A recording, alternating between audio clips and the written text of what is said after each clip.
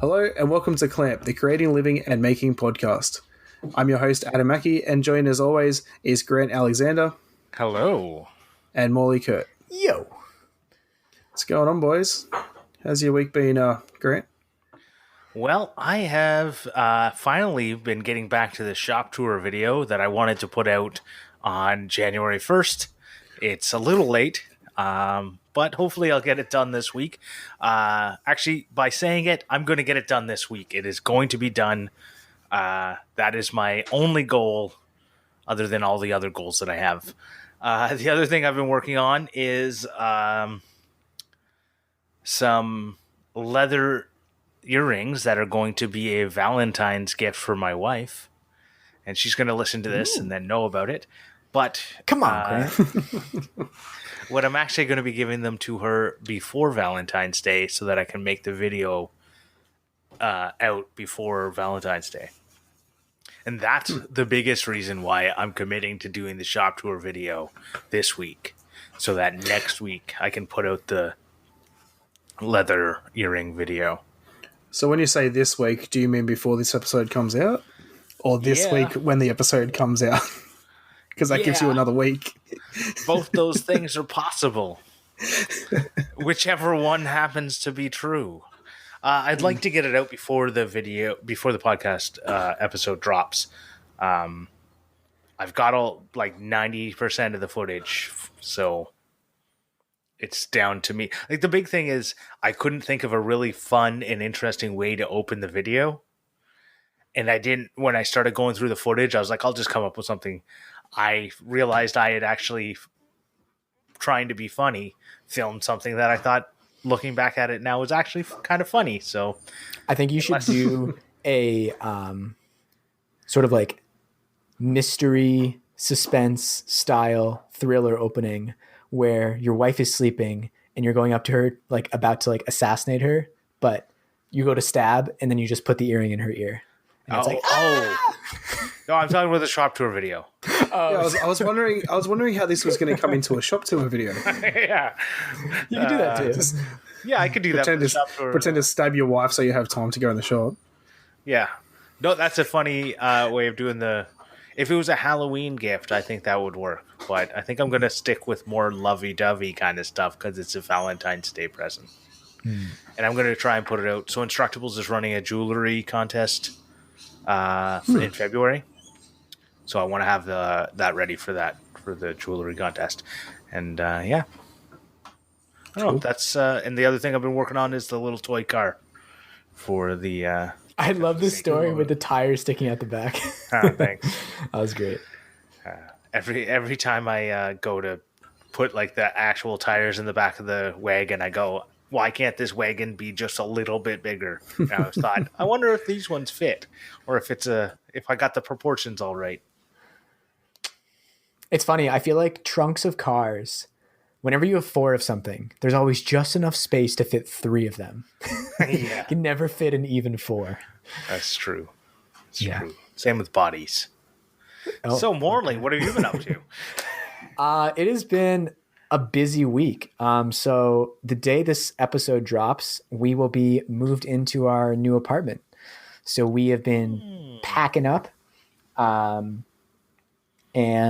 fitting in some projects for the new place, that just kind of squeezing some last minute things in here. So I talked about it a couple of weeks ago, the what I'm calling the dream whiteboard project that I haven't mentioned in a little while because the glass suppliers that I was trying to get in contact with just weren't responding, all the weird holiday closures and everything.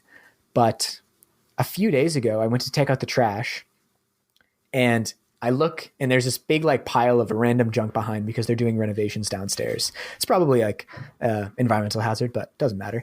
And right on top of the pile is this perfect piece of glass with one chip in the corner. And I was like, it's fate. That's it. We had just talked about reclaimed materials, found materials. This is it. This project now is the next thing on the docket. And it wasn't frosted, and that is kind of an integral part of the project. So I picked up some glass etching cream, which I would not recommend at all to try to frost a like 12 by 14 inch piece of glass with this etching cream is kind of a nightmare. Pretty sure really? it's like a sulfuric acid base because it smells like rotten eggs. It's super toxic. Like I was like all PPE'd up with like mask, gloves, goggles. There's some pretty scary warning labels on it. But that aside, it's just very difficult to like evenly frost an entire pane with it. It's made more for like doing a cry cut stencil and then etching a wine glass, like very small areas. It still worked. What's a cry cut? Cricket. A cricket. Cricket? Sorry. Yeah. Like the I was about to. No, You know, if like they wanted to pronounce vinyl it that cover. way, they should spell it that way. Well, if you look at it's a little cricket bug. It as is a their cricket. logo. Yeah, but like, is it supposed to be a pun? Is it supposed to be just like it looks the same but it sounds different? Anyways, all that The aside, little creature is literally a cricket. Anyway, so you don't have a vinyl cutter. I actually do, but it's at my parents' house. Right, because you can actually buy vinyl that is frosted glass.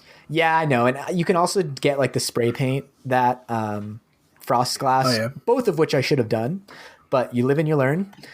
And, I don't think they would have worked for you for what you want, like the spray paint Why is or that? the film, because you're writing on the frosting. No, I did it on the other side. Oh, Yeah, so I'm writing on the shiny side. Yeah. Wow. If I'd known that, I thought you wanted to write on the frosted side. No. If I'd known that, I would have suggested not to go with this. See, because the cool thing about glass is that it's clear, so you can flip it and it still works. Is it? Yeah. Oh my god. Anyways, but I got that finished up today. I've been doing like a lot of woodworking out of the back of my car, which has been really fun. Was doing it in like a snowstorm yesterday. And yeah, just like have another wood project that I'm working on for the new place that I will talk about next time. Cool. But yeah, it's good times. Exciting times. Have you ever, if you ever wanted to frost glass, have you ever just done it with sandpaper? Because I remember doing it when I was younger. Yeah, I'm sure you could. Like, honestly, I think I did it in the worst possible of the ways you could do it. This was the least good choice. Right. If you wanted to do a cricket vinyl cutter thing, this is a good way. For sure. But if you wanted to make it a nice, consistent thing, that's where I guess your problem is, right? Yeah. Plus, you were working with some thick glass there, eh? Yeah, it doesn't really matter the thickness. More so getting it on evenly and just how much of a toxic compound do you want to have just out at once. Yeah. Fair. Cool. Adam, what have you done this week? I bought a shed, and it was crap. It was so. To put it bluntly, the company is stupid, and on their package it says new design, easy to put together. It comes with a drill bit so you can drill the holes out to put the screws in. How is that flat pack? Like, the hole should already be there for me to put the screws in. I don't understand. And like, it was the worst shed I've ever put together in my life. Nothing lined up properly. Where there was holes pre-drilled, they didn't line up with the holes they were meant to mount up with. It was Well, that's why they give you the drill bit, because they realize they're not very good at lining stuff up. Exactly. Yeah. It's like that scene in Fight Club where, like, if the cost of X is less than the cost of a recall, then we don't do a recall. Exactly. Yeah. So yeah, I built a shed, and then I built a deck for the shed to go on. And I didn't make a video because it's really not how you should build a deck. It was just literally made out of stuff I had lying around. Instead of using 2x4s, it was 1x2s. Sorry, 1x4s for the base part. And then I used backing from a bookshelf for the actual decking, so there's no gaps. I did that on purpose because I don't want there to be gaps for stuff to get like spiders and stuff to get in, and the rain, because we're going to store the kids' bikes and stuff in there. And then so the bottom is completely sealed, and then I put silicone on all the seams and everything inside so that no moisture can get in there. Nice. Yeah. So it was fun. And then that, and I just pretty much just been working on my fitness, trying to get my diet back in order, because honestly I've really been going bad with that. I cheat a lot. Have you been doing any more Brazilian Jiu-Jitsu? No, so we went 2 weeks ago, and then my best mate who I'm doing it with, it was his anniversary last Thursday. They went away, so we didn't go, but then we go again tonight. Oh, So nice. I'm excited for that. Yeah. So they probably think that like through you so hard right now because I really want to get back into it. I want to try and get like some stories and stuff, but like second day there, I'll feel a bit awkward having my camera out. But it must be funny because we went to the introduction night and then we didn't come the next week. They probably think that we quit. Yeah. Oh, they'll be happy that you came back. Yeah, I'm excited. I go to the gym after this, and then go to that straight after it. And it's such a great just like full body workout because like you get flexibility, you get like the most insane cardio that you'll get, strength training, calisthenics. It's like I'm curious to see what it's going to be like once we actually get a lot more into it. Like at the moment, I'm going to go do a 2-hour weight session before I go there, and then go do it. But I think once we actually get a lot more into it, where we're actually trying to do stuff full pelt and properly, I won't be able to do those gym sessions because the actual jiu-jitsu will be like a big workout. Whereas at the moment, we're like lightly dropping each other to the floor and learning technique. So it's not really that much like crazy movement, if that makes sense. It sounds like a lot of movement to me. Yeah. It's interesting. Like, I think like, so have you guys done any like full tilt rolling yet? Yeah, so what we did last week was come up and like hug around the waist and then trip the person down to the ground. Mm-hmm. And then they would put their feet up towards your like stomach, and you had to like, and then they would like cross their legs, put their feet on either side of you and like flip around like a turtle on its back. And like I struggled so much with that because I'm not really that flexible. But so the reason I ask is I think what you'll find is like depending on what the session is focused on and like how much rolling you do, you'll get tired in like very different ways. Like I'm sure you experience this if you do like really heavy lifting with short reps. It's like you get that sort of like central nervous system tired where you start like not being able to react as fast because like if you were doing anything explosive like box jumps, and you'll realize it's like you'll start walking away and you start tripping. But then there's also some story of my life. Yeah. There's also some times when I'm like the times I did jujitsu when I was rolling with someone who's a lot heavier than me. So I'd be spending a lot of the time pushing, basically pushing for like 20 minutes straight. And it's like your arms are almost so tired they're going to collapse. So there's a lot of different sort of like I think it'd be interesting once we get into that point of actually trying to like push each other. Whereas at the moment it's like, you just stand still and let me do this thing to you. Don't fight back. You know? So I think once we get into that, my mate's going to like hate it because I'm so much heavier. Well, I'm not that much heavier than him. I'm probably about 30 kilos more than him. But that's like a lot. It's a lot. It is and isn't, but he's pretty fit. It's crazy though. I've had like light guys who are really good. They can make themselves feel heavy. And you're like, how can I not move? It's just your knee. I thought it was so funny when we went and we did it where you put them on the ground and you flick their feet out of the way and then you had to like climb on top and just like do like a parachute hold where you lock your feet into their legs so they can't move them and then just lift all your weight up. So like you pretty much just like up on their stomach with all your weight. And I wouldn't lift up. And he's like, just do it. I can handle it. And I did it. And he's just like, he just could not breathe. I'm heavier than you think. But did you ever think like 3 years ago that you'd be doing Brazilian Jiu-Jitsu now? I never thought 3 years ago I'd be going to the gym every day. But I hit Jiu-Jitsu. I used to, so probably 15 years ago, I used to do Hapkido with my brother. What is that? I did What is that? It's what's his name? Not Sub-Zero. Who's the yellow dude from Mortal Kombat? Throws a spear. Scorpion. So it's the art form. I contributed to this conversation. Yay! Yeah, it's the art form he does. It's sort of like, it's just martial arts, really. Like, it's kind of like a mix between martial arts and parkour.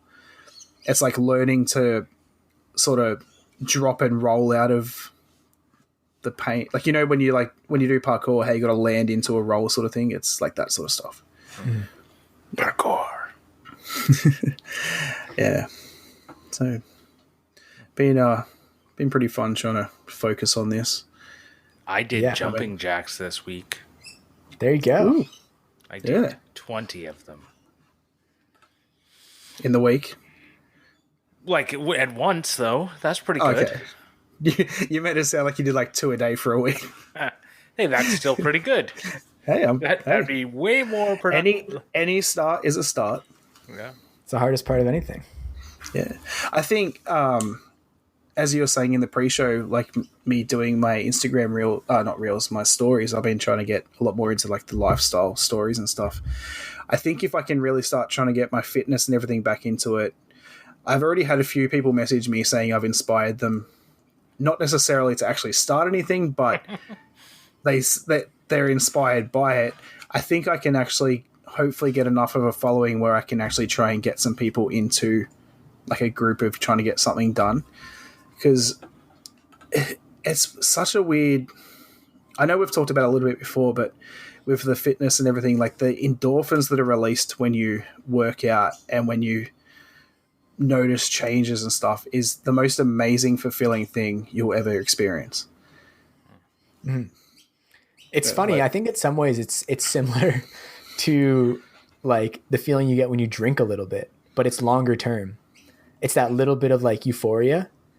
But it kicks in longer. Yeah, for sure. Yeah. Like I notice that because sometimes like if I get like a couple beers, like I want to go for a jog. I get like super energized. I used to do that at school. Like, I'd like run, like we'd be walking with a bunch of people to a club or something. I'm like, I'll see you guys. I'm going to run there and meet them a few blocks ahead. Yeah. You're different to me. I definitely a few drinks. I just want to sit around and talk. I definitely remember being younger and wanting to like younger and drinking and wanting to run. I don't know why. Wanting to like do anything. Then you'd have a couple more drinks and you don't want to do anything. Exactly. Yeah. It's like the XKCD comic where it's like the amount of drinks you've had graphed versus the productivity. Yeah. And it's in terms of coding, it's like a steep increase and then a sudden drop off. Yeah. Yeah. So true. I don't really get the drop off anymore. It's crazy. I've been on this journey now for 2 years almost, which is pretty insane. So in those 2 years, I'm currently at 600 visits at my gym. Wow. Which is pretty astounding for me. Yeah. That's like, if you discount all the holidays and stuff and then combine that with the lockdowns where you couldn't even go, that's pretty damn good. And yeah, so even though, I don't go on weekends. I sometimes do a Saturday morning if I'm off work, but pretty rarely unless someone asks me to go, and then I end up getting dragged along, and then they don't even show up. But I still get excited when it comes around to Monday and it's gym day again. Like, it's weird. I think it's like a lot of things. If you get into the habit, it becomes something you're looking forward to. You have relationships there. You have people you enjoy spending time with. It's like everything. Yeah. I know in high school, I used to go to the gym with a friend of mine. And at one point, his gym membership expired. And he was just like, I'm going to go to the one in the school. It's like cheaper. And I tried going there a couple times by myself, and this is not the same. It wasn't the same. I just went, it's not fun anymore. Like I've lost my little like camaraderie with this one guy, and he was just like, I'm gonna go to the in the high school gym. Like I hated going there because there's like the wrong type of people. I didn't want the like there's just people that jocks. The jocks that I just didn't want to hang out with. The same people were like flipping over my lunch tray, and then did they bully you? Yes, they did. Yeah, I know the feeling. Relentlessly in high school. Yeah. But that's not what this episode's about. I mean, that sort of camaraderie is like, that was probably my favorite part about doing like track and other sports for all these years, was after a really hard workout, just hanging out with everyone and stretching. And that was also the point when I realized that like I needed to stop, because like that was like clearly the best part of it. And I was like, I don't need to be spending all this time going to competitions and things that I don't care about. But it is something that like I miss. And like I was clearly demonstrating earlier, it's like you get so much out of those sort of like organized sports, and even just working out with someone else. So it's interesting that you got that much out of an individual sport like track. Yeah, well, I mean, like, yes, track is an individual sport in that, like, it's your individual progress that's being tracked. But, like, the training ends up being, like, such a massive part of the sport, in that, like, you spend hours a day, like 6 days a week with this group of people. And in terms of pole vaulting, doing a sport that is such a head game. I mean, people will get into the wrong mindset for a few weeks and won't even be able to take off from the ground because they just psych themselves out every time. Yeah. And like, we were so much each other's support structures. Like, we would have potlucks every couple weeks. And yeah, it's like you spent like you're taking out the mats together and stuff. Like, there's just like so many group activities that you end up doing. Well, just like, it's interesting because you compare that to like, say, a hockey team. Yeah. Where it's like you're on a shift together with these people, and it's like you're working together towards a goal. Mm-hmm. Whereas, like, you guys all train together, but you're not like, your goal and their goal could be different. Yeah. I mean, there is the like team points scoring system in track and wrestling as well, but you're right. It is your own individual goals. That is kind of. So it's great to hear that you also got that same camaraderie out of it. That's all I'm trying to say. I'm not trying to make it a negative here. No, I know. It's in saying that, though, calling that a single person sport, I can't remember what you said. Individual. Individual sport, that's the word. You could say the same thing for the gym. You know, everyone has different goals. And so I do F45 training is the gym I go to. It's a big one in America. I don't know if you have them in Canada. Mm-hmm. But so it's just classes. So with that, I see the same people every day. I have relationships with the same people. I know relationships with the people that are there. Everyone that goes there, no matter what time, even if they go there at time, even if I've never met them before in my life, they know who I am, because everyone loves me because I've lost all this weight. But not talk myself up. But everyone has their own goals. You never have that team aspect that I think you would see if you went to a normal gym, where you would go with your training buddy and like spot each other. You don't really have spotters at this gym because it's HIIT workout. So it's like, even though today's a weights day, you're doing deadlifts and stuff. You're not on a bench with a bar across your chest, and you need someone to make sure you don't drop it. Right. You know. So I think in that sense, you sort of have that same individual sense of it. How much weight did you lose? I lost 40 kilos. And I put 88 pounds for the and I put back on 12 over COVID. And I'm on my way back down. Yeah. So my journey's been pretty insane. I still remember the first day I went to the gym, because my best mate said, "Come join up." So F45, for people that don't know, they do 8-week challenges. So you do an 8-week challenge, have 4 weeks off, do another 8-week challenge, and every challenge has a prize for not necessarily who lost the most weight, but whose body transformation is the biggest. You have to get like a full DEX scan where like it sends this like electricity through your body and like measures all your body parts and weight, water and muscle weight and all that sort of stuff. And I don't know how it works. They put everything into a computer and it picks up like whoever the best person is. So he said the prize for first place was 10 grand. You need to sign up. And I was thinking about it. I'm like, this gym like is expensive. I pay $52 a week to go to this gym, which may not seem like much, but you can literally sign up to gyms here for about $20 a month. So It seems like a lot of money to me. I don't know. No, it is a lot of money. In terms of classes, that's once you start getting into like the class world of fitness, that's what you're going to pay. Like when I was before COVID, when I was doing yoga classes at the studio near us, I did like a promotional thing, but afterwards I was like, no way I am willing to pay this at this moment. Like it's expensive, but I mean, it's really high quality motivational workouts. And that's the thing. My wife said to me the other day, like, oh, like, why don't you think about signing up to like the normal gym and just going there? I said, honestly, I wouldn't go. I know I wouldn't know what to do. I go there and I'm told what to do every day. Yes, I know how to lift weights, but it's not the same. You don't have that. That's the best thing about F45 is that every day is different. You never do the same workout ever. Yeah. See, well, and that's what happened with me is Buddy, who we used to go together, he was like into fitness, and so we would do it together. And then when he stopped, I stopped because I kind of would go there and go, I don't know. Like he would just kind of drive the whole thing. Yeah, there's a big knowledge barrier to entry. For sure. Yeah.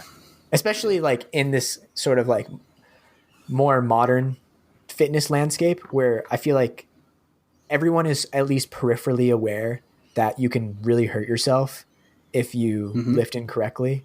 Because like now all these guys who were like Bill Burr always talks about like trying to bench press 200 pounds in the 80s are walking around with like hunched backs because they were doing it wrong. Everyone's like, oh, okay, I don't want that to happen to me. So what am I supposed to do? And for me, like even after I quit track, I basically just continued during the workouts because like I knew that they were solid and it was the type of like body type and fitness I wanted. So I could sort of like go off of that as I kind of explored other. You're a things. fit person, right? I'm like, I don't know. Adam and I aren't. Can I say that, Adam? Hey. I think I'm pretty fit. You're getting there. These days. Yeah. Just because I'm a big guy doesn't mean I'm not fit, though. Right, but like when I'll exclude you. I'll just talk about myself. Like me and Morley went on this little backcountry canoe thing, and I watched him pick up the canoe and throw it on his back, and then walk our tiny portage with it. Like in the grand scheme of portages, it's one of the smallest ones in Algonquin Park. And then I went home with that same canoe and tried to put it from my car to my backyard, which is like 50 meters. And at the end of that, I was like, I don't know how he did this. Yeah, I probably would. And I probably weigh, like, in terms of like pounds, I know I weigh 220, which is like 100 kilograms, right? That's my goal. So I'm sure that in terms of like comparing myself to Morley, if pounds usually ends up being more muscle, there's going to be more muscle on there. I'm sure I weigh way more than Morley does, but I have like zero muscle compared to what Morley has. Yeah, I sort of like stopped weighing myself after when I wrestled. I did it multiple times a day because I had to cut weight to make weight classes. But I don't know. I'm very grateful that I can stay pretty fit at what seems to be a relatively low amount of working out. I'm just waiting for the other shoe to drop because I know one day I'm not going to be 23 anymore and it won't be this easy.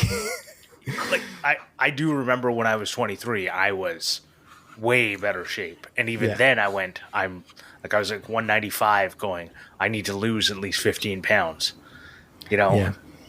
But I mean, that's one of the reasons too, that I'm not super interested in working for the scenery shop long-term, because I know that like being a career carpenter and abusing your body every day, even if you're like being pretty mindful about it, like guys get old and they have like no cartilage in their knees. And they're just, you can break your body if you're not careful. I do think those people, though, the ones that break their body weren't being mindful. Yeah. I mean, we don't know for sure because like, I mean, we'll see in 20 years, the next generation.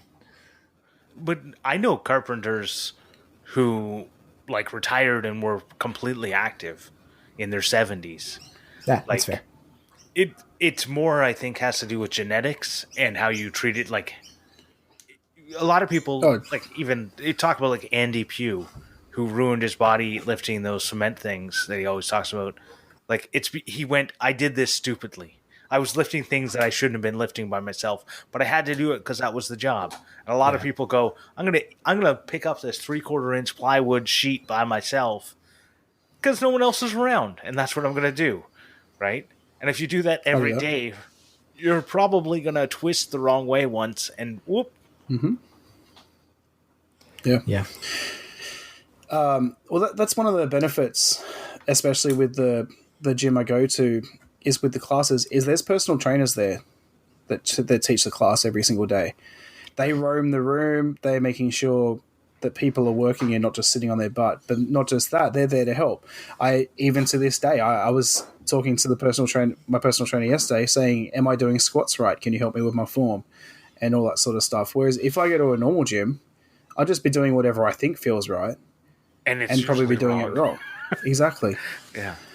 But I was actually, Adam, you might be interested in this. I was listening to one of the more recent Tim Ferriss episodes with Steffi Cohen, and she is a former Olympic weightlifter. She is now a doctor of physical therapy, and she specializes in injuries and in rehabilitation. And one of the things she was talking about a lot is like, we put on a pedestal like proper form so much, but in reality, if you have been lifting something a certain way for most of your life and you're not injured, you should probably just continue lifting things that way, because if you switch it up, your muscles aren't going to be used to it, and you could very easily injure yourself. So I see. Like what she was saying, this was her argument, like the idea of proper form is too strict, and it needs to allow for a bit more leeway for people that just do it differently and it works for them. I think the big thing with proper form is to make sure you're, one, not injuring yourself, but two, that you're targeting the muscles you want to target. A lot of proper form has to do with targeting. I want biceps, so I did this. I want I don't know all the quads. I don't know all the different seps. Right? So your bicep and tricep is what makes up your arm. Okay, no, I'm just trying to be funny. Anyways, that's where I think a lot of proper form came with, like, you want to try and target a singular muscle so that you know you can measure your progress. And I think that person talks a lot about, like, some of the fittest people in the world proper form has never been a thing, right? Like, some of the strongest people, it wasn't about proper form, it's about doing the things that need to get done. Right. I completely agree. Proper form is, yes, to target the muscles and also to help with restricting injuries. But you're also, that person's probably talking about doing the same thing every day. Like, if you've lifted a bag of concrete the same way for 20 years, keep lifting that bag of concrete the same way. But if you were to try and lift 2 bags of concrete, you should probably change your form to where you're not going to injure yourself. Right. So, yes, in principle, I can understand where she's coming from, but is she taking into account that people are trying to up their weight lifting ability and all that sort of stuff? I think what she's trying to say is, if you've been doing it wrong or not in the proper form way for 5 years, you probably shouldn't overnight go, oh, I've been doing it wrong, let me completely switch it up. Yeah. Right? Because you'll probably injure yourself because you're doing it in a way that your muscles aren't used to. Yeah. Yeah. You know, to bring it around to making a little bit, I found it really interesting on Fools with Tools when Al was talking about how he like almost died making the BFT, the big, which I hadn't heard him talk about before. And I could like definitely imagine that happening, because I've had the same sort of close calls dealing with like very large pieces of material in a small space by yourself. And you're like, I really don't want this thing to fall, but it's falling. I remember when I was building my loft bed, in Montreal, like in my bedroom, I was building this double loft bed, and yeah, just like I don't know, I've learned so much over the years how to like keep things standing up that are bigger than me, in just very like inching along sort of ways.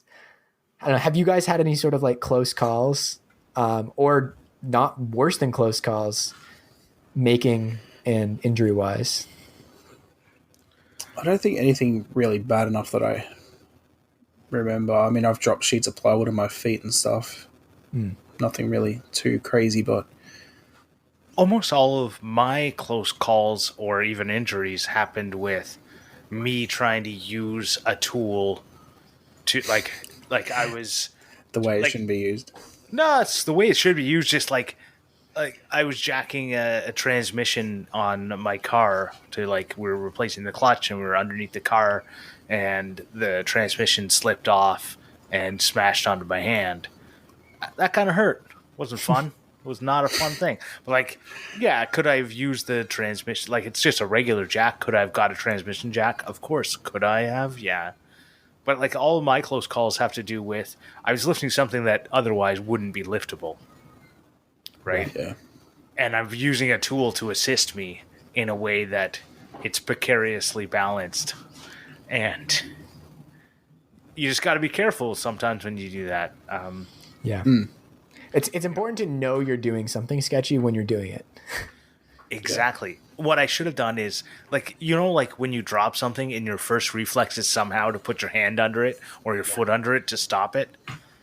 Like, I love when I drop my phone and instead of it landing nicely on the carpet, I slap it away and it smashes against the wall because I have my reflex to try I do that catch all it. the time.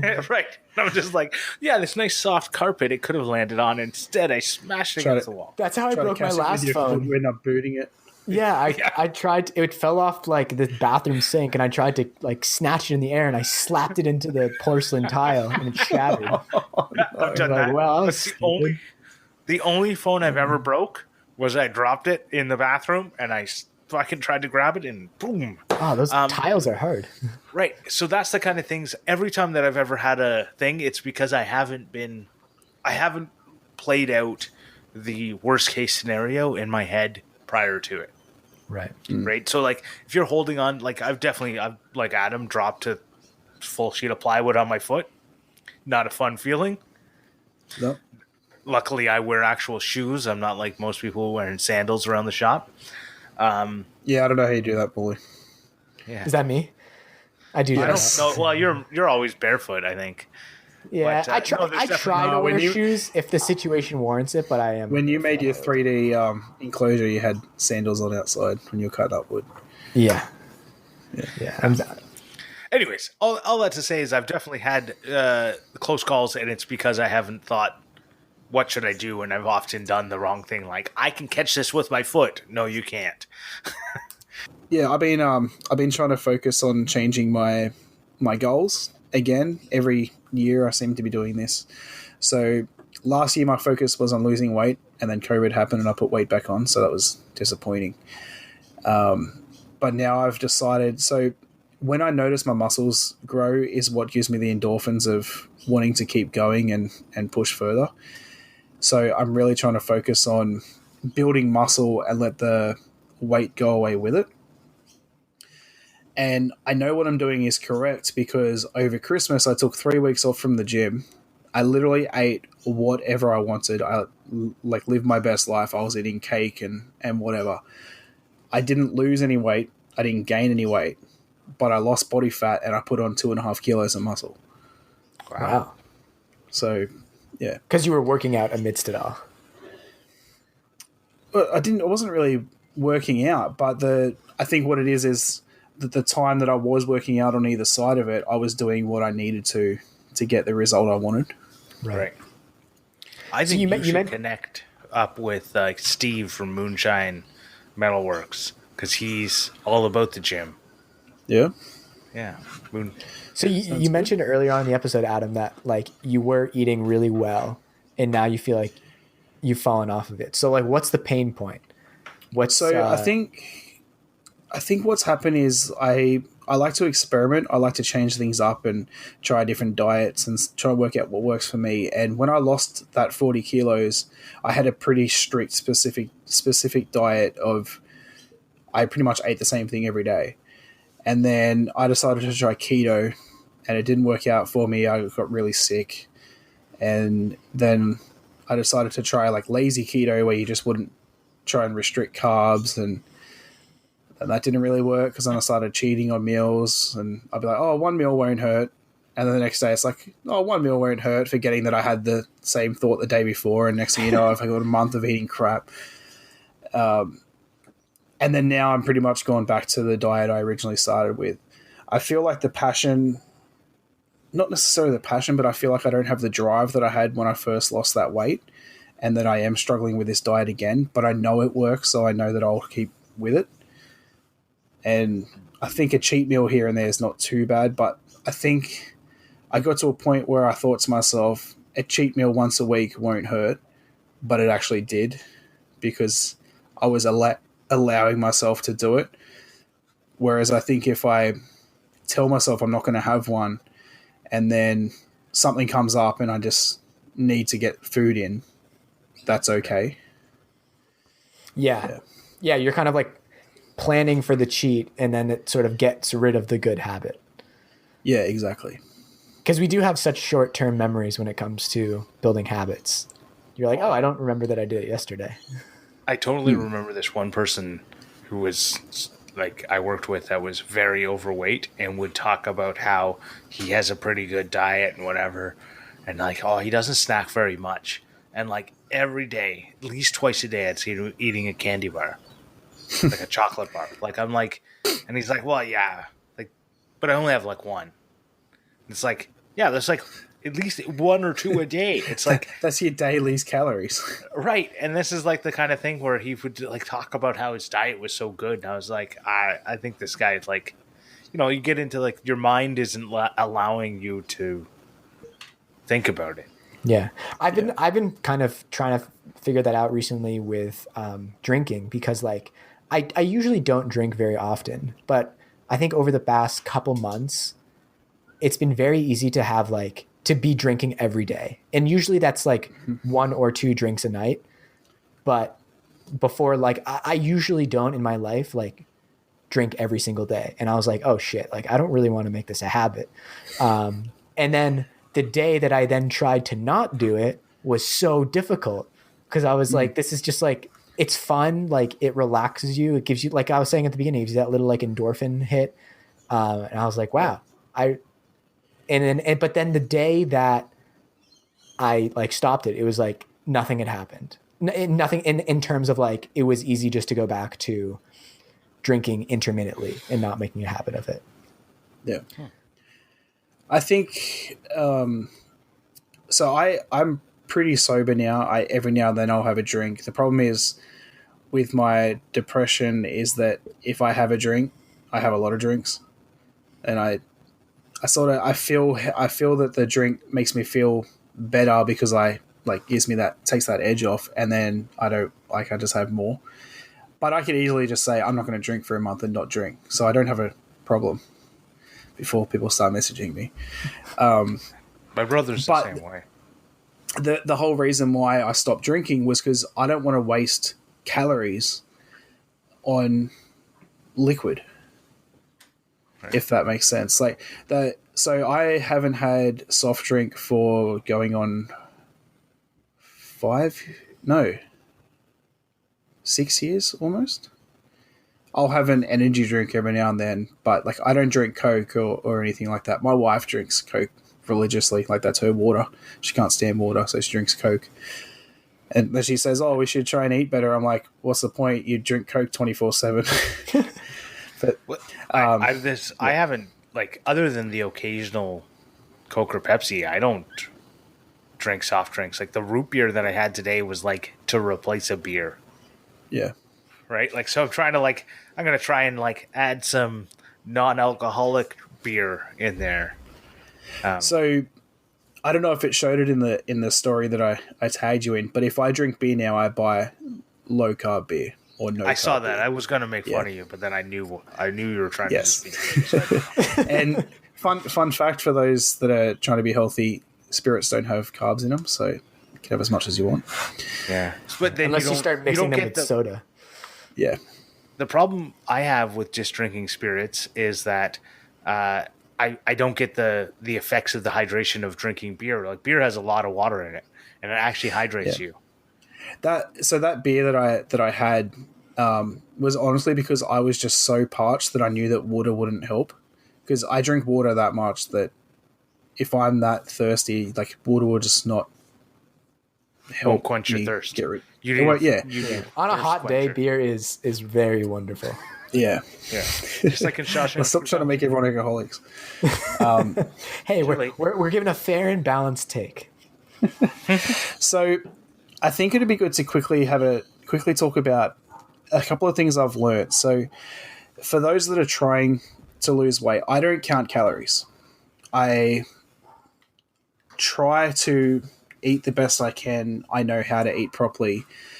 But for those that are curious and want to count calories, if you go online, find a macro calculator, find out how many calories that you should eat per day, take off 500, and that's what you need to eat to lose weight.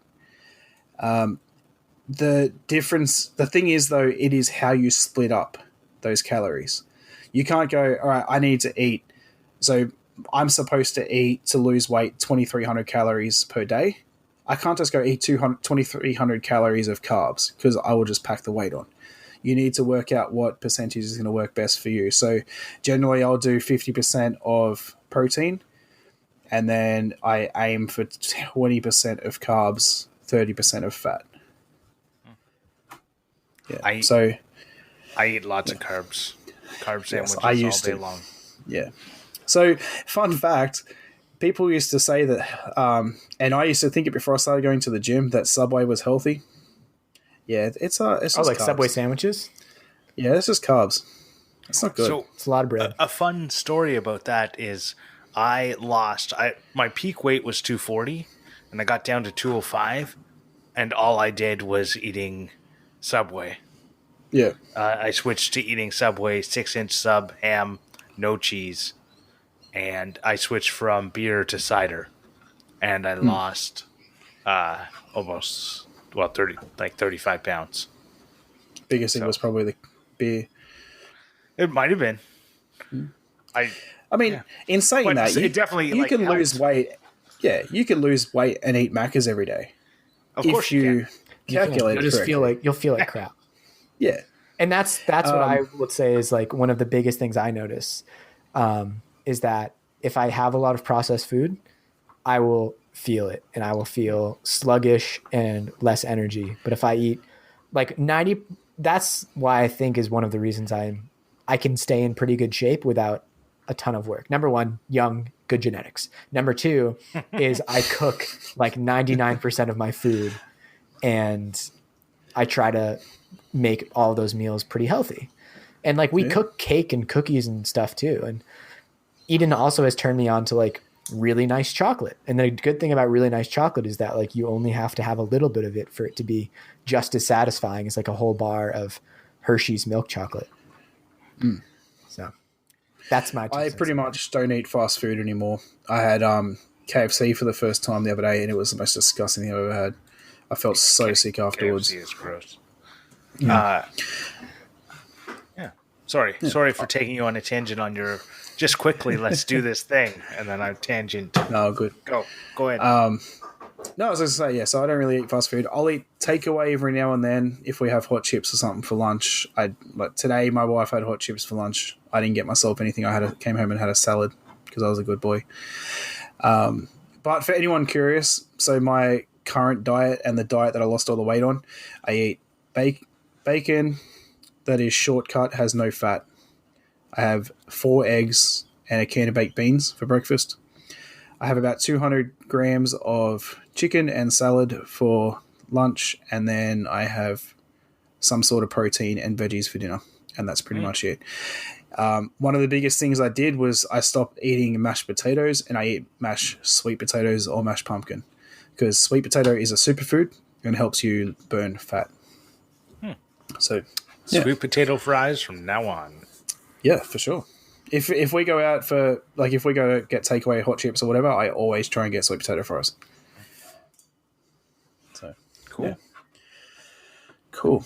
All right, let's move on to Patreon. Yeah. Yeah. Cool. All right. If anyone doesn't know, we have a Patreon. You can find it at patreon.com/clamp.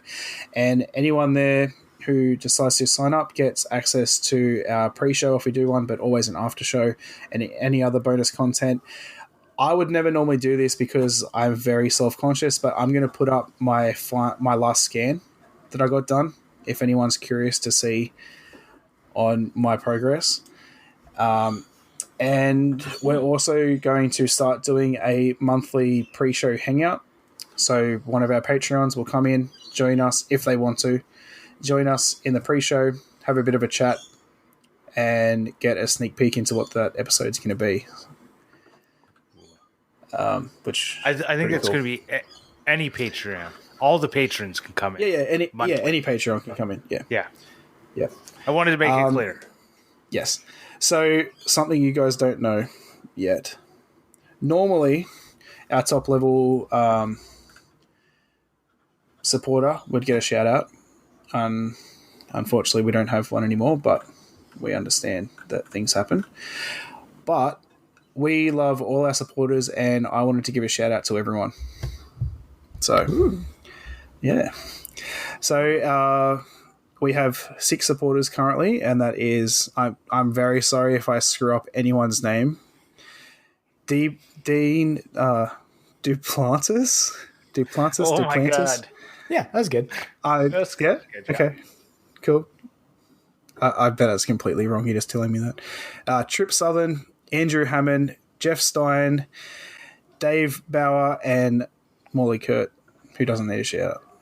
Yeah. And I think pretend you didn't for hear this one episode, we're going to put everyone's links in the show notes as well. Yeah. Oh, Just to say look at thank you. Look at you Yeah. just making things up on the fly. Yeah. We love our Hopefully Morley will Patreons. remember that when he makes the show notes. Yeah. Dude, I will.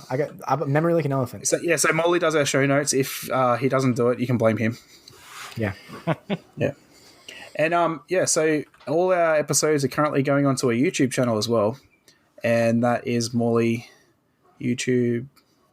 Well, we don't have a custom URL yet, do we?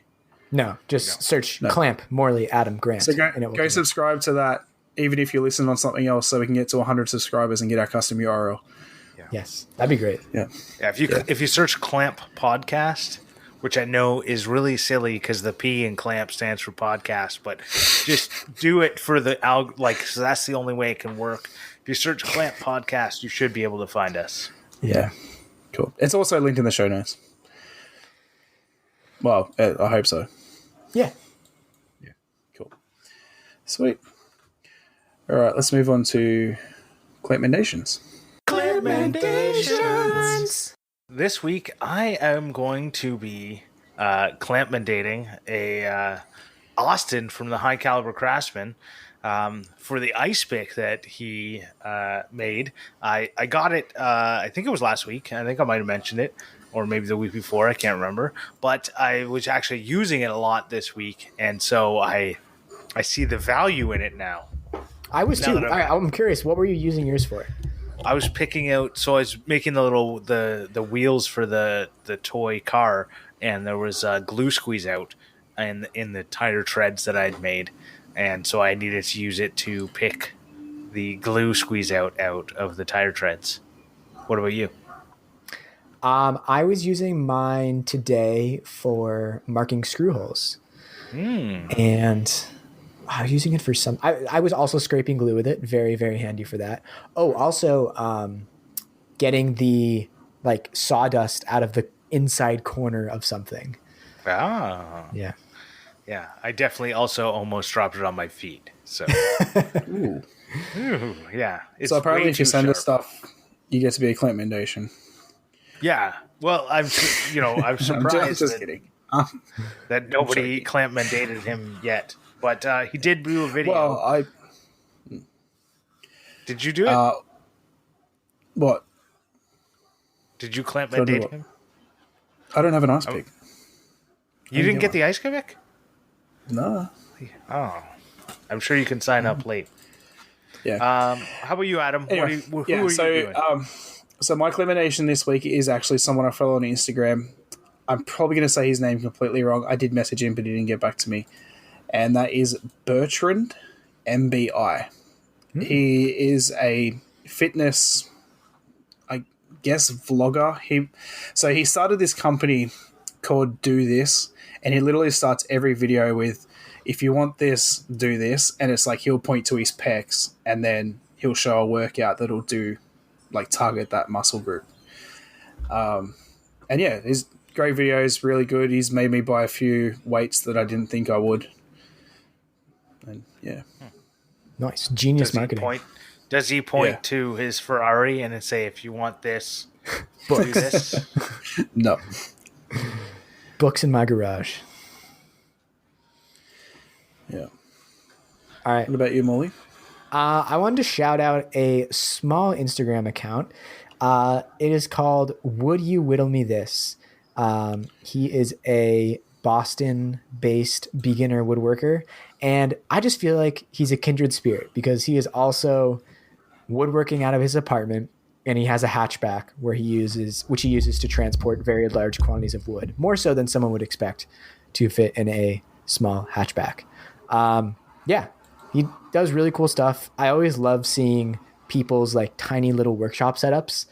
So yeah, go check him out. It's a pun, wood, WOOD, you whittle me this, and I will link it in the show notes. Something I've never, like, I've almost always had a hatchback car, and they are the best type of car. Yeah, I don't understand why there aren't more of them. Because it's the luxury. People think sedans like are nicer for some reason because it's less convenient.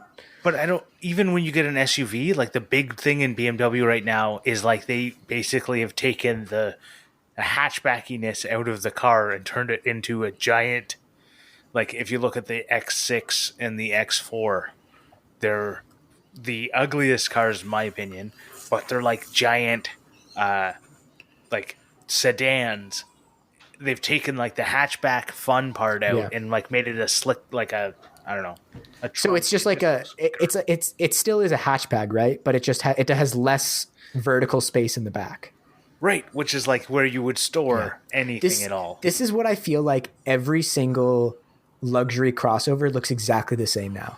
Mercedes, Lexus, BMW, they all make the exact same car, and every wealthy person in Toronto has a version of one of them. Right. And they're all black. And you just wanna puke when you see them. Yeah. How did Grips find a way to make this a car podcast? They really purr. Especially the diesel ones. They sound so nice. Okay.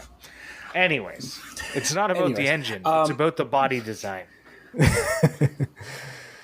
Okay.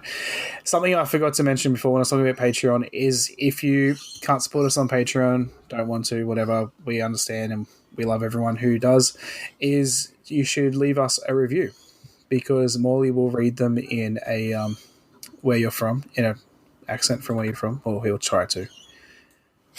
Thanks. He's getting better. Yeah.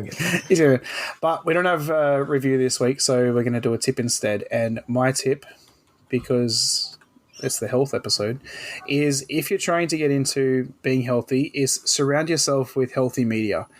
As I said, I've been going to the gym for 2 years. I have my days where I'm just not feeling it.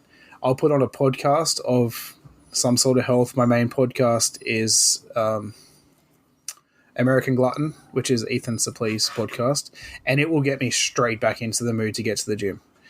So if you surround yourself with healthy podcasts and Instagram videos on Instagram, you confuse me.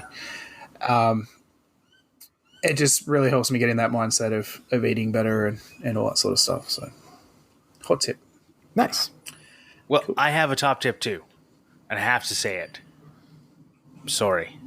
I'm stealing the show. Ethan Carter talked about this on the Because We Make podcast, and I think everyone needs to know it because if I had known it, I wouldn't have a bunch of like black screens on my Instagram because of not realizing I can pick the thumbnail in Instagram videos. I can't believe you didn't know that. It wasn't a thing when I first started, I swear. Okay. But is that like you can scroll through the video and make a certain point the thumbnail? You can't upload a custom one. Yeah, you can't upload a custom one, but you can put any frame in the video, make it the... Right. Yeah. Right. Well, I did not know this. I didn't know that. Yeah, so it's like when you go to upload a video, you can just... There's like a thing at the bottom right corner, I think it is. Anyways, definitely deserves a tip of the week. Yeah, that's a great tip. Because... Oh. Okay, sorry, you finished then. Go. Okay, since we're all doing tips, I'll say a tip too. Packing tape. You might think you need scissors to cut packing tape, but you don't. All you need to do is when you have the strip that you want, you fold the tape. Doesn't matter how much, say an inch, you fold it, and then you yank it, and it snaps right at the fold. And you won't need to have any sort of sharp object to cut the packing tape. It's way faster. What about your teeth? I guess you That's can, how I but use it. you don't. That's Sure. how I But this grew is- up. Yeah, It's just a joke. I know. Cool. It's not healthy to put packing tape in your teeth. Is it not? Like, Oh, yeah. you want It's a like bunch of on glue. adhesive in your teeth? Okay, that's fair. Also want to thank TF Turning for the theme song and any other business. I have some other business. Do you guys have any other business? I don't have any other business. Cool. Give us the All right, business. So next week is going to be our episode 40. For those that don't know, episode 20 we did a Q&A episode, and we decided we want to do one every 20 episodes. So hit me up on Instagram at Clampcast, or you can find Morley on Twitter, whatever that one is, The Clampcast. the Clampcast, or Facebook, whatever that one is. Or on Patreon, anyway, or anywhere else. or just any of us. Just find one of us on Instagram and message one of us. Send in any questions for the next episode. This episode's going to come out Monday night, and we're probably going to record when we haven't worked today, Wednesday or Thursday. So you've got a couple of days from when this episode drops to get your questions in. And we're going to be answering questions next week. So that'll be fun. Yeah. I enjoyed it last time. It was really fun. Me too. Yeah, I'm excited. Let's get it. Yeah. Cool. As I said, you can find us collectively on Instagram at Clampcast and Twitter at The Clampcast.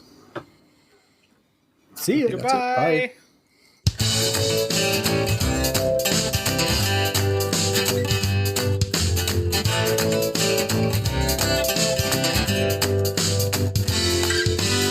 I wonder what microphone it's using. Well, just blow into the microphone, then we should be able to tell. Yeah, it's the microphone. You're good. Yes. Yeah, just wanted to make sure, just in case, like I new headphones and it's actually been you guys have been listening to me through my Warning pre-show, people with headphones in. just pop that out. You'll see it. All right. No, I'm going to leave it in. Well, you should put the warning ahead of time. No. Because that takes away the funniness.